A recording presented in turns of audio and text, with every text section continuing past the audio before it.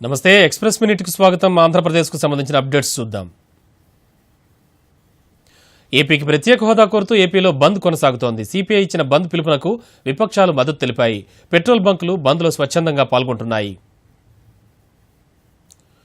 ఏపీలోని ప్రధాన నగరాల్లో తెల్లవారుజాము నుంచే బస్టాండ్ల ముందు వివిధ పార్టీ శ్రేణులు ఆందోళన నిర్వహించాయి. ఏలూరు, విశాఖ, ఒంగోలు బస్సులను అడ్డుకున్నారు.